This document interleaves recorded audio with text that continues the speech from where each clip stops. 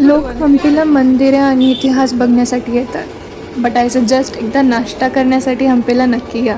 नमस्कार मंडळी, welcome to day 2 of Hampi. गरमागरम चहा, इडली, उडीद वडा, पुरी, अप्पम आणि मस्त मिरची भजी खाऊन ऑथेंटिक साऊथ इंडियन ब्रेकफास्ट करून आपण निघालो आहोत आपल्या डे 2 हम्पी साईटसीइंगसाठी. हॉस्पेटपासून हम्पीकडे जाताना अवघ्या 2 किलोमीटर अंतरावर एक शांत आणि दुर्लक्षित ठिकाण आम्हाला दिसलं. अनंतशयन गुडी. कन्नड भाषेत गुडी म्हणजे मंदिर, म्हणजेच अनंतशयन देवाचं हे स्थान. तिथे गेल्यावर कळलं, हे मंदिर विजयनगर साम्राज्याच्या महान राजा कृष्णदेवराय यांनी आपल्या दिवंगत पुत्र तिरुमला यांच्या स्मरणार्थ बांधले होते. हे मंदिर one of the offbeat destination आहे हम्पीमधलं. अजिबात गर्दी नव्हती, कोणीच नव्हतं, फक्त शांत वातावरण. इथे आम्हाला गर्भगृह दिसले, अंतराळ आणि सभामंडप दिसले.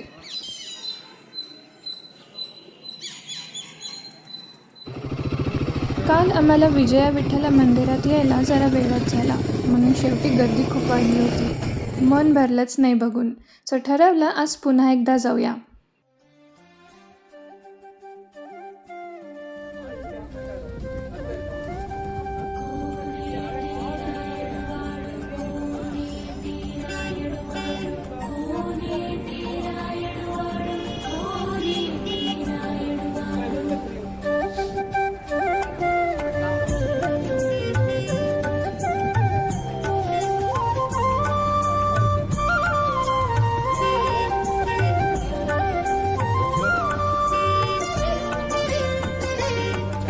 हम्पीमधील सगळ्यात अद्भुत आणि गूढ वास्तूपैकी एक म्हणजे विजय विठ्ठल मंदिर.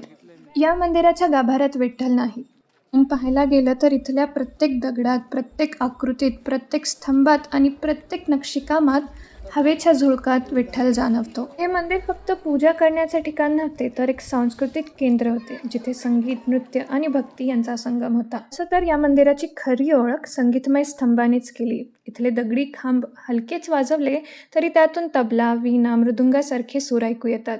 हे संगीत सिमेंट शिवाय फक्त दगडातून निर्माण होतात आणि आजही एक्सपर्ट्सला ह्याचं पूर्ण उत्तर सापडलेलं नाहीये. या मंदिरासमोर उभी असलेली प्रसिद्ध दगडी रथ ही हम्पीची ओळख बनली आहे. एकाच दगडातून कोरलेली ही रचना जणू खरंच चालायला निघाल्यासारखी भासते. थोडा वेळ आम्ही इथेच घालवला आणि पुढे निघालो. बाहेरून साधं दिसणारं हे चौकोनी बांधकाम काय असेल म्हणून कुतूहलाने आम्ही आत गेलो होतो, तर पाहिलं काय, राजशाही थाटात महिलांसाठी बांधलेले स्नानगृह. आता आम्ही आलो होतो रॉयल एन्क्लोजरमध्ये. इथे सगळं राजशाही बांधकाम, त्यांचा थाट आणि त्यांचा व्यवसाय दिसतो. आणि मेन स्पॉट म्हणजे हा महानवमी डिब्बा. डिब्बा म्हणजे पेडेस्टल और प्लॅटफॉर्म, जो जरा हाय अल्टिट्यूडवरती आहे. कन्सेप्ट असा होता की महानवमी म्हणजेच नवरात्रीचे 9 दिवस आणि दशेरा या 10 दिवस राजे लोक या प्लॅटफॉर्मवरती बसायचे आणि समोर त्यांची प्रजा परफॉर्मन्स करायची, सेलिब्रेट करायची आणि हा सगळा उत्साह बघून राजे लोक त्यांना बक्षिसं द्यायची आणि तो उत्सव साजरा व्हायचा. रॉयल एन्क्लोजरमधलं सेकंड अट्रॅक्टिव्ह स्पॉट म्हणजे ही पुष्करणी. राजे लोक या पुष्करणीमध्ये स्नान करायचे. ऑसम ना? या पुष्करणीच्या प्रत्येक पायरीवरती काही ना काही लिहिलेलं आहे. डिटेलिंग खूप जबरदस्त केली आहे. थोड्याच अंतरावर हा होता सेकंड बाथ. याला पब्लिक बाथ म्हणतात. मे बी हे कॉमन पीपलसाठी, प्रजेसाठी बांधलं असावा. ही भव्यता बघून नक्कीच वाटतं, तुंगभद्रेच्या काठावर बसलेलं हम्पी कधी काळी जगातील सर्वात श्रीमंत शहर होतं.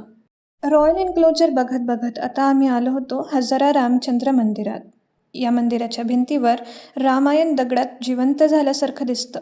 प्रत्येक शिल्प, प्रत्येक नक्षी त्या काळातील कलेचं अद्भुत उदाहरण आहे. इथे श्रीरामाचा जन्म, वनवास, सीतेचे हरण, लंकेवरचं युद्ध आणि रामराज्याभिषेक या कथा कोरलेल्या आहेत.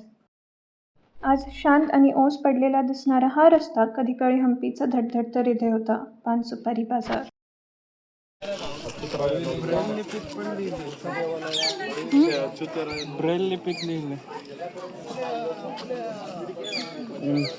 हे ट्रेजर हाऊस कधी काळी विजयनगर साम्राज्याचं खजिना घर होतं, जिथे सोनं, रत्न, राजाची संपत्ती दगडी भिंतीआड सुरक्षित ठेवली जायची. परंतु आता हम्पीचे अवशेष इथे ट्रेजर म्हणून ठेवलेले आहेत. आता आपण आलो आहोत हम्पीतील लोटस महालमध्ये. हा राजघराण्यांच्या स्त्रियांसाठी बांधलेला विश्रांती महाल होता. इंडो इस्लामिक स्थापत्य, कमळासारखी रचना आणि नैसर्गिक थंडावा यासाठी तो अजूनही प्रसिद्ध आहे.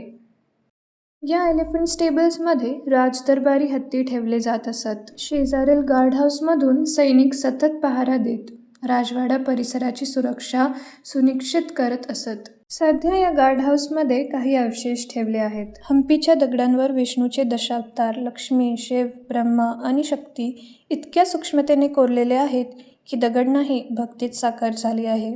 प्रत्येक देवमूर्ती, प्रत्येक नक्षी विजयनगरच्या कलाकारांनी श्रद्धा आणि कलेला समतोल कसा साधला याची साक्ष देते. आम्ही हे सगळं पाहून, ऐकून आणि समजून थक्कच झालो होतो. असंच करायला वेळ हवा होता, सो आम्ही लंचसाठी आलो.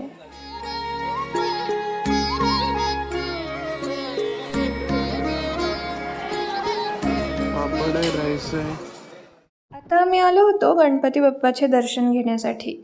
कडळे काळू गणेश नावाचं कारण म्हणजे बाप्पाच्या पोटाचा आकार जणू कडले म्हणजेच ग्रामसेडप्रमाणे छोटंसं पण भव्य आहे. ही मूर्ती अराउंड 4.5 मीटर उंच असून दगडात कोरलेली आहे. बाप्पाला प्रदक्षिणा घातली आणि पुढे निघालो. हॉर्सपीटमधून हम्पीकडे येताना ससिवे काळू गणेशाचे दर्शन होते. या मूर्तीची उंची 2.4 मीटर्स आहे. या मूर्तीचे वैशिष्ट्य असे आहे की मागून पाहिल्यास श्री गणेश माता पार्वतीच्या मांडीवर बसले आहेत असे दिसते. इथून थोड्याच अंतरावर हम्पीमधील अजून एक विशेष मंदिर होतं, कृष्ण मंदिर. हम्पीच्या वैभवशाली अवशेषांमध्ये उभे आहे कृष्ण मंदिर. विजयनगर साम्राज्याच्या काळात बांधलेलं आणि कृष्णदेवरायांच्या राज्यकाळात अधिक प्रसिद्ध झालेलं हे कृष्ण मंदिर. मंदिरात संगमरवरी खांबांवर कोरलेली नाजूक नक्षी, बालकृष्ण आणि राधाकृष्णाचे शिल्प तसेच विविध पौराणिक प्रसंग यामुळे अद्भुत दिसतं. हे मंदिर फक्त कलाकृती नाही तर भक्तांसाठी आणि स्थानिक लोकांसाठी आजही पूजा आणि उत्सवाचे केंद्र आहे. आतून आणि बाहेरून या मंदिराचे वेगळेच सौंदर्य दिसते. कृष्ण मंदिराजवळच आहे नरसिंहा श्राईन. नरसिंहाची मूर्ती एकाच अखंड दगडातून कोरलेली आहे, ज्यामुळे तिची मजबूती आणि सौंदर्य अद्भुत आहे. तिथेच आहे बडावी लिंग. या लिंगाची खालची बाजू नेहमीच तुंगभद्रेच्या पाण्यात असते.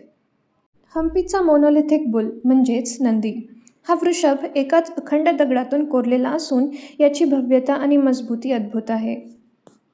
हे सगळं पाहून असं वाटलं की हम्पी इथे संपत नाही तर हम्पी इथे सुरू होतो. काही गोष्टी समजल्या तर काही कानावर पडल्याच नाहीत.